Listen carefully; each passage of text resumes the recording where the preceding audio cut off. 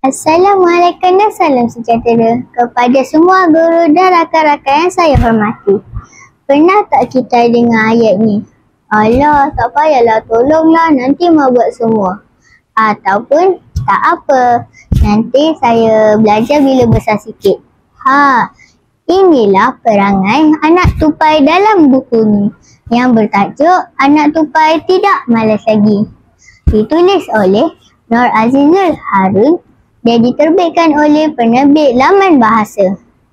Buku ini sangat menarik, penuh pengajaran dan ada babak yang mendebarkan juga. Nak tahu? Mari saya kongsikan. Buku ini mengisahkan tentang seekor anak tupai bernama Robi. Ia sangat malas dan manja.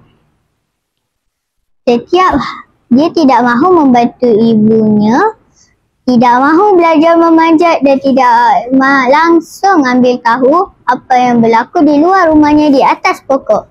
Setiap hari dia hanya bermain di dalam rumah dan tidur. Tapi pada suatu hari kejadian yang mengejutkan berlaku.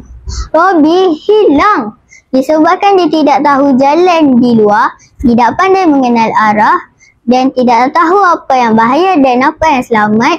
Dia tersesat. Ibu tupai dan adik-beradiknya pun mula mencari.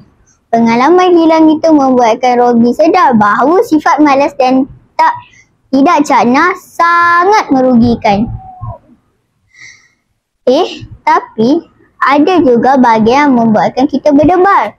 Masa Robi sesat tu, habis satu keluarga yang risau dan mula mencari.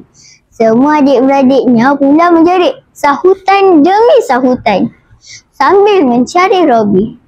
Keadaan mendebarkan ini menyebabkan keluarga Robi menjadi bersatu. Kesemuanya bimbang sesuatu perkara buruk akan berlaku kepada Robi. Pengalaman ini juga membuatkan Robi menjadi lebih berhati-hati dan berjanji untuk tidak bersikap malas lagi. Antara kelebihan buku ini ialah cerita pendek, hanya 31 muka surat. Terdapat tetapi padat dengan nilai, bahasa mudah dan sesuai untuk semua murid sekolah rendah. Watak haiwan comel, dekat dengan dunia kanak-kanak. Ilustrasi berwarna-warni, menarik, menjadikan pembaca lebih seronok. Buku ini memang sesuai untuk bacaan santai, aktiviti nilam atau bercerita di kelas. Apa yang kita boleh pelajari daripada cerita ini? Jangan malas. Kita kena belajar buat kerja sejak kecil.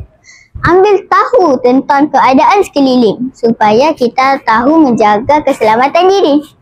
Rajin dan cakna menjadikan kita lebih berdikari. Sayangi ibu dan jangan abaikan nasihat orang tua. Buku ini mengajarkan kita menjadi anak yang rajin, bertanggungjawab dan tidak leka dengan kesenangan. Sebagai penutup, dengarlah pantun ini.